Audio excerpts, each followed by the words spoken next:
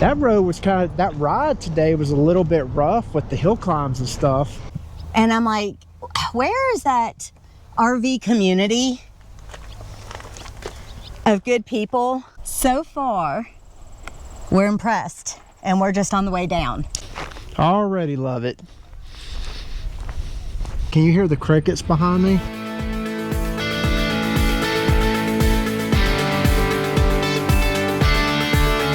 Dinner time? Yes, it's dinner time. And that road was that ride today was a little bit rough with the hill climbs and stuff. So I thought it was kind of fun. It had some rough spots though on 90, but I wasn't driving, so the up and down of those grades was pretty cool. But we are in Billings, Montana at a Harvest Host, Canyon Creek Brewing, and they bring in food trucks, and tonight's food truck is 306 Wings. So we're gonna get some wings and something to drink and look at our, it's like our thing now. Hit the brewery, bring in the Atlas. Oh, excuse me, not 306. I mean, I don't know the area code here. Yeah. 406 Wings. Plus, it's about the only time we enjoy AC when we're out this way, it seems like. Yeah. So, time to eat.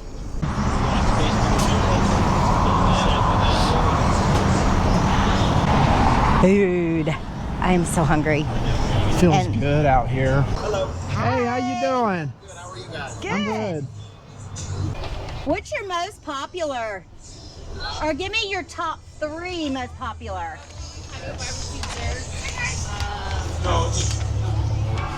Motor City. Which one are you giving me now? Motor City. Motor City, okay. This is my hometown, Detroit. All right. All right. Go try that one. Do you want That some was ranch good. seasoned fries, babe? Might as well try them. I want some ranch seasoned fries. Yeah.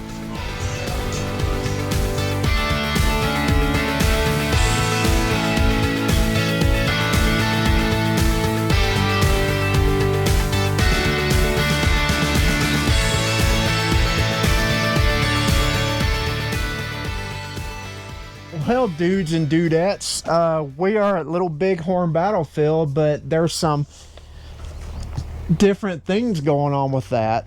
So it is only open, which I did see, Friday through Sunday. The park. I made an assumption that it meant like buildings and stuff, like visitor center, that sort of thing. So we were going to make this last stop in Montana. Well, there's your national monument. And put our sticker on. There's your Yeah, national there's monument. the national monument. We just couldn't, well, one of the park employees opened the, oh, that's a whole nother thing if Renee wants to go on that. So several vehicles did come up and in, several RVs, a small Class C, and then a small towable, a medium size, but we're all stopped because the gate's closed. So Greg's like first in line, and we're waiting for 2 cars to move from here so he could do like a giant U-turn. And Ken and Karen come up around Greg so they can do their thing, and I'm already out on foot getting ready to direct him. Here we go, Montana. And the guy was just impatient. Then came another one, and I'm like, where is that RV community of good people that, like, where's that RV community of good people? So anyways, I told Greg I'd get him turned around once the morons stopped coming around from behind him, because one of them said, or the first guy said, he was trying to turn around. I was like, that's what we're trying to do. Oh, well, not everybody's a decent RVer. Here's the truth of it. We're a huge rig. They were smaller rigs. They were impatient and just trying to basically beat us and get around in front of us and turn around thinking it was going to take us a while. That's true. That's what it came down to. The other guy in the mini light, he was pretty cool. He said, really? A national park closed at like any point, like to the public? Everything's closed down. There's your tax dollars, y'all.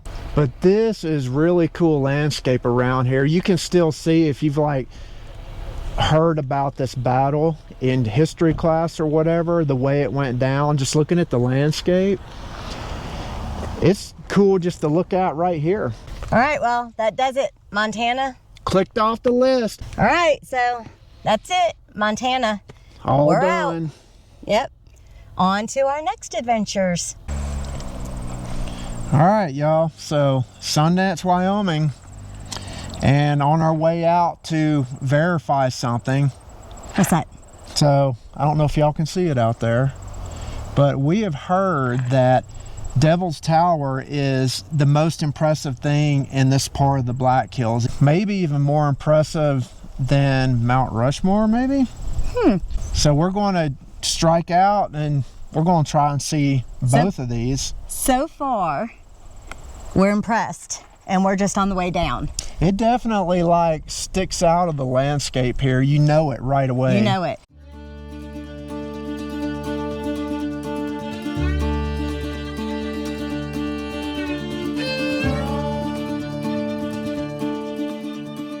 The nation's first national monument in 1906. I'm not sure if I actually knew that or if I learned that in school and have forgotten. Not the second, but the first. The first So this day is busier than Yellowstone. is slower than Yellowstone, believe it or not, to get into Devil's Tower National Monument. So far, I'm impressed. Yep, we think pretty impressive. So there's a 1.3 mile base loop. Well, the map says it's 1.3 miles. We're going to try it out and see what it's all about. See what we can see close up. We opted to take what seems to be the road less traveled. The Red Bed Trail. That's what it was called. 2.8 miles, unpaved, again, less crowded. Yeah, there was a ton of people on that. Paved trail? What the paved trail that just runs around the base of it. Well, however it goes, yeah. And we saw this one unpaved, no people. About, what is it, 3 miles, 2.8? No, 2.8, yeah. That's what I said, 2.8 miles. And So it's more our style, basically. Got my walking stick, I think he's going to use that to bop me on the back of the head and push me down my good old a piece ravine. of Douglas fir. All right, so when did you get that? Some history about 2 miles to go and hiking and where we've been. So where and I when? made this. I got this off of a hiking trail across Highway 30 from Multnomah Falls, Oregon in 2011. Yeah. And both myself and our two boys at the time, picked out walking sticks to make. They all had their own walking stick for their height. That sticks they found on the trail. Unfortunately, theirs turned into fire pokers at campsites that got shorter and shorter.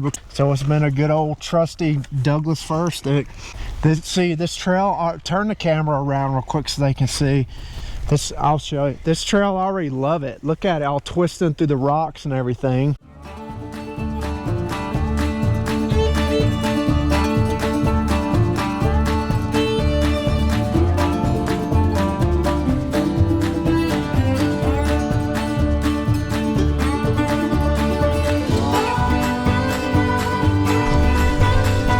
Good thing I brought my trusty stick.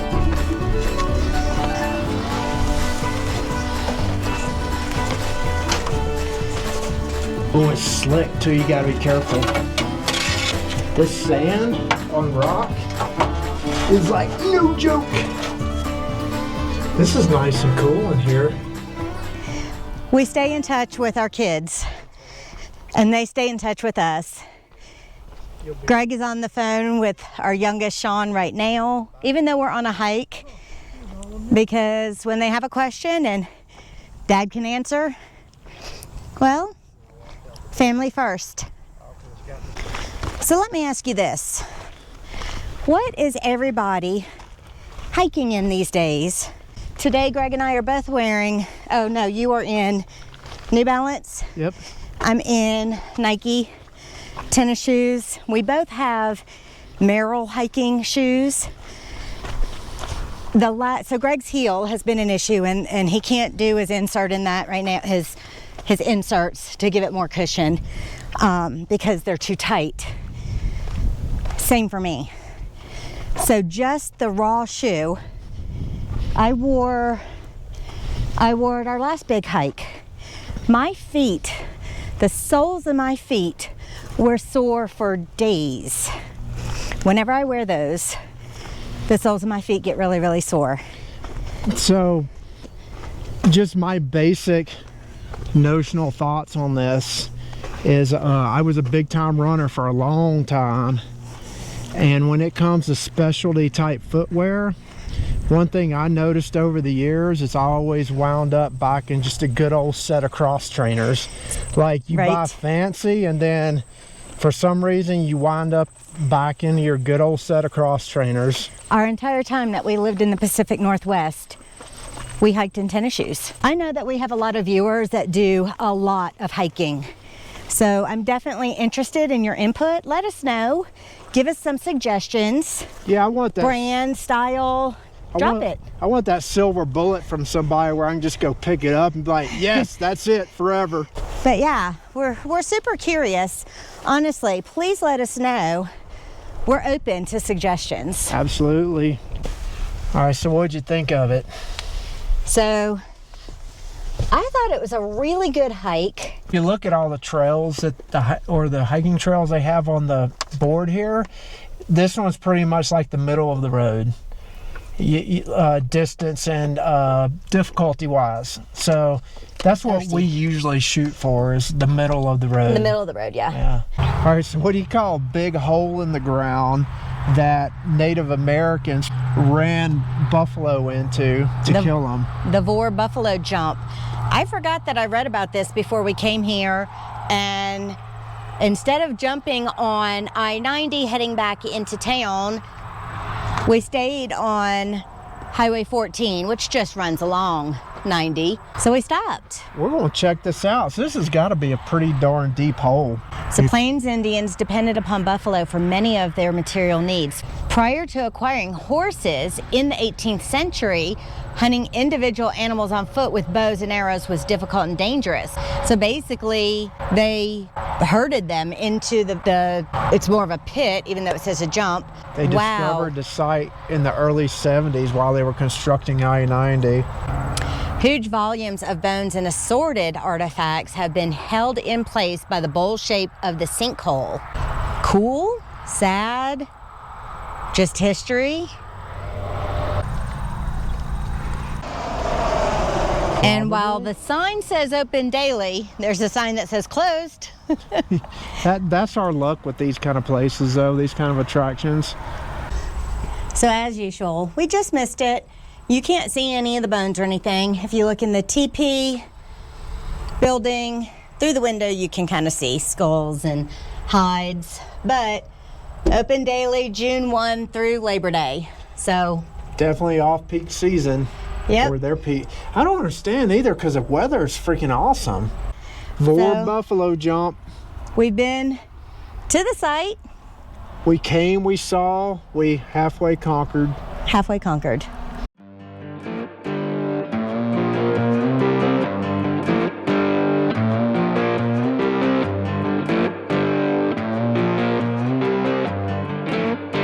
Just showed up in Deadwood, South Dakota, and we did a search on this because, you know, you just do a quick search to see what you're getting into, and a lot of the reviews on this town in particular says they're kind of negative. Like they say it's they're turning it into like a Disneyland atmosphere. Very touristy. Yeah, but we're going to try it out and keep a open mind to this and see what it's about. Looks like you have a pretty nice welcome center. And then you have historic Main Street, Deadwood. So we're gonna go pay for our parking. Yikes, I almost forgot that in the excitement of things.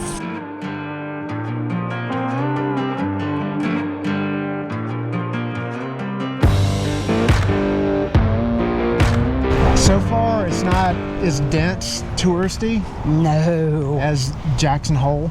Well, Jackson, I'll be correct on that one. But we are here on a Monday. We are here and it's on a Monday. past peak season. Good point, good point.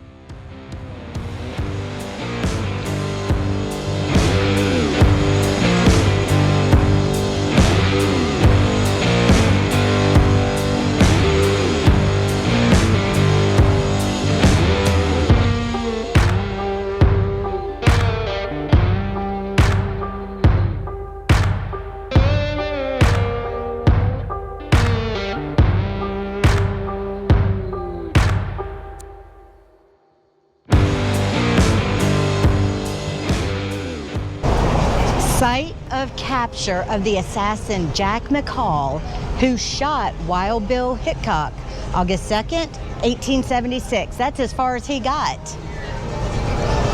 Capture of the assassin Jack McCall who shot Wild Bill. Yeah, that's as far as he got. From right down there to here, they got him. So Renee had a pretty astute observation about this town now that we're done walking it. Yeah.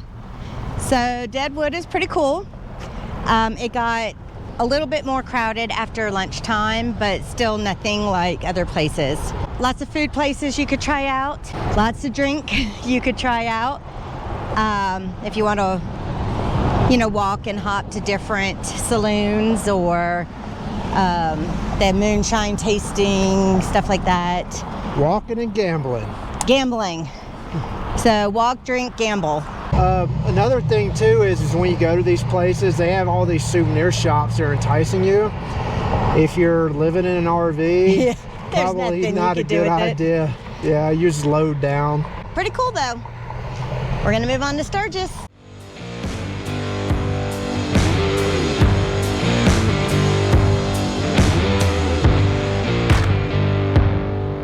So first thoughts is I can only imagine what Main Street here, the whole area looks like during the bike rally. Like that's gotta be crazy loud, crazy busy, and probably a lot of fun for anyone, really into bikes and stuff. Yeah, and let me get in trouble with Renee real quick. Uh-oh. I left my assless chaps back at the rig. I can't wear them.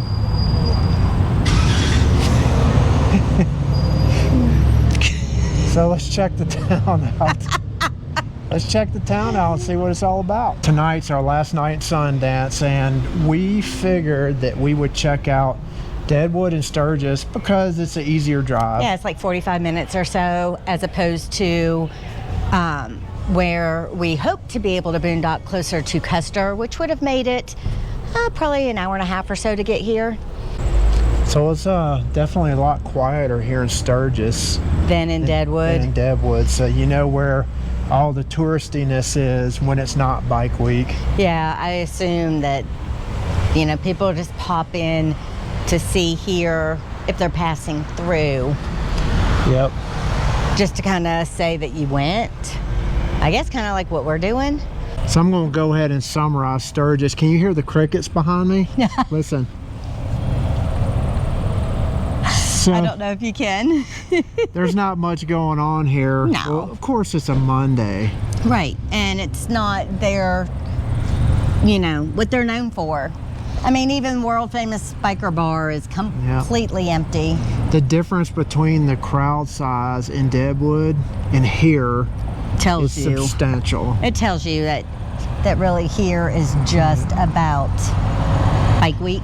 Now, would I come at Bike Week and do people watching? Absolutely. Y'all know how much we love to people watch. I bet the people watching here, because this is literally, I think, it seems like to me, Mardi Gras for bikers here at Bike Week. So that would be some fun people shenanigans watching for sure. Yeah. But it's dead. A lot of cool bikes to look at too, I bet. Yeah. I mean, obviously. So. We're going to move on.